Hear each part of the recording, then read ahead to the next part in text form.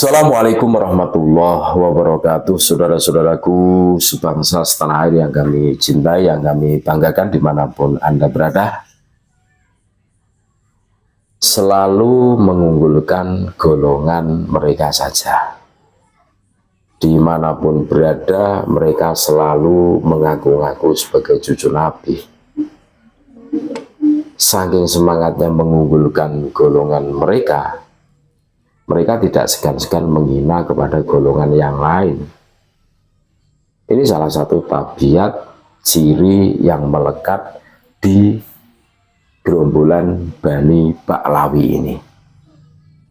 Nah, sebagaimana kita semua tentu tahu bagaimana jasa besarnya Wali Songo menyebarkan Islam di tanah Nusantara.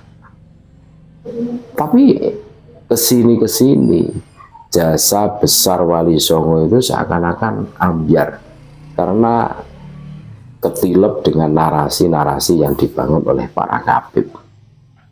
Wah, ngeri kalau kita cermati bareng-bareng bagaimana klan Kabib Ba'alwi ini membunuh keberadaan Trah Wali Songo. Ini kan sangat kejam dan ini sesuai dengan fakta.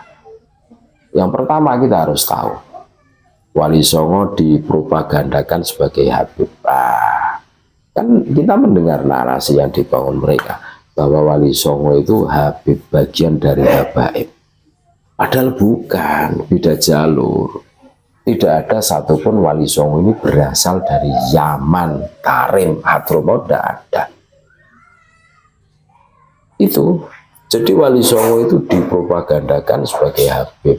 Padahal bukan, yaitu melalui jalur Ubaid bin Ahmad bin Isa, baik melalui kerja, ceramah-ceramah, tulisan, lisan, dan arkeologi. Mereka itu berbeda-beda tetapi tetap satu tujuan, berbeda peran tetapi tetap satu komando. Para habib itu yang pertama.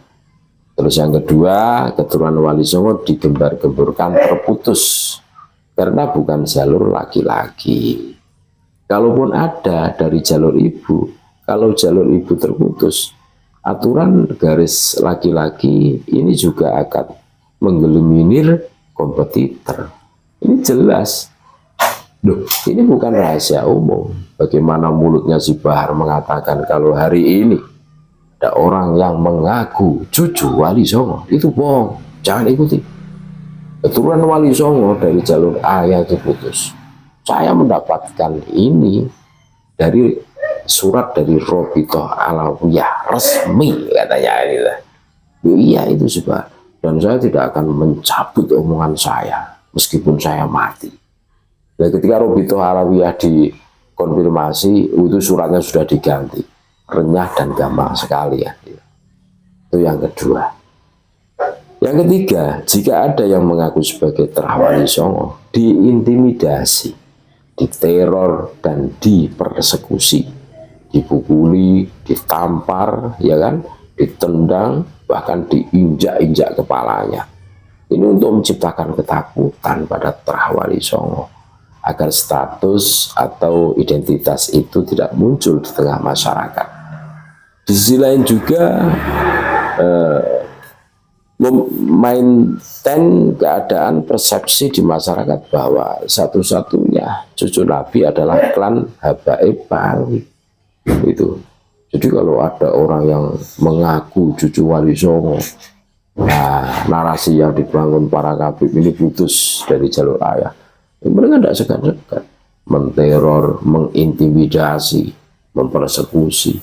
Loh iya, saya bertanya kepada kalian semua, yang menerapkan persekusi itu siapa? Si Habib dan para jongo-jongo saya itu kan, iya kan? Cuma mereka yang menerapkan itu, gitu loh. Sadar kalian, itu yang ketiga. Yang keempat, menciptakan persepsi di tengah masyarakat. Siapa saja yang mengaku Trah Wali Songo, karena Wali Songo adalah Habib, maka dia harus melewati verifikasi lembaga Robitoh Alawiyah atau RA, karena RA lembaga yang memverifikasi Habib. Jika tidak diakui RA, maka dia bukan keturunan Wali Songo. Di permukaan publik diciptakan persepsi dan keyakinan seperti itu. Sementara ada mekanisme gelap di belakang layar yang tak diketahui publik. Terah Wali Songo ditolak, dinyatakan terputus oleh sistem RA. Inilah posisi dan fungsi RA dipropagandakan ke masyarakat sebagai satu-satunya lembaga validasi nasab dzurriyyah Rasul, yaitu menjadi otoritas tunggal nasaban dzurriyyah Nabi guna mentiadakan kompetitor. Keren kan? Tujuan mereka itu jelas, agar supaya dzurriyyah Nabi yang ada di Nusantara itu didominasi klan Habib. Ini begitu kejamnya mereka itu, iya kan? Yang kelima, menciptakan struktur gelar keturunan Nabi yang tertinggi adalah Habib, Sayyid, Syarif di bawah Habib. Untuk diakui sebagai Sayyid Syarif harus memperoleh pengakuan dari RA. Sedangkan sudah disetting keturunan Wali Songo dinyatakan terputus dan tertolak oleh RA. Maka jadilah Sayyid Syarif hanya dari jalur klan Habib Ba'alwi. Dengan demikian, gelar tertinggi dzurriyyah Nabi, yaitu Habib, hanya bisa dikenakan oleh klan Habib Ba'alwi saja. Melalui propaganda dan skema di atas, masyarakat dibikin berpersepsi dan berkeyakinan bahwa satu-satunya cucu Nabi yang valid di Indonesia, bahkan di seluruh dunia, adalah klan Habib Ba'alwi. Tidak ada selain mereka. Kan begitu kan mulanya. Sadar dan tidak sadar, kita semua tahu mengalaminya. Cobalah kita buka fikroh cakrawala pengetahuan kita. Tujuan mereka pengen mendominasi bahwa cucu Nabi yang ada di Nusantara ini para Habib, kan begitu kan tujuannya. Padahal istilah Habib itu adanya cuma di Nusantara. Berani mengaku cucu Nabi di Mekah bisa dipenggal kepalanya. Di Timur Tengah tidak ada yang kenal, bahkan di Yaman sendiri tempat asal muasal mereka itu tidak ada yang kenal. Buktinya apa? Banyak saudara-saudara kami yang kuliah di Yaman, ketika bertanya tentang kabur dengan orang yang tidak kenal, klan Ba'alwi tidak kenal. Iya kan?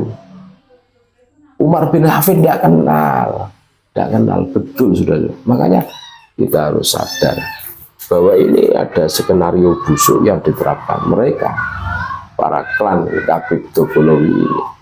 Sudah cukuplah kita dikibuli selama ini, kita dicekoki oleh doktrin mereka bahwa di dalam tubuhnya mengalir darah suci. Itu bohong-bohongan, akal-akalan mereka saja. Terima kasih, mudah-mudahan menyadarkan kita semua. Tetap NKRI harga mati Nusantara milik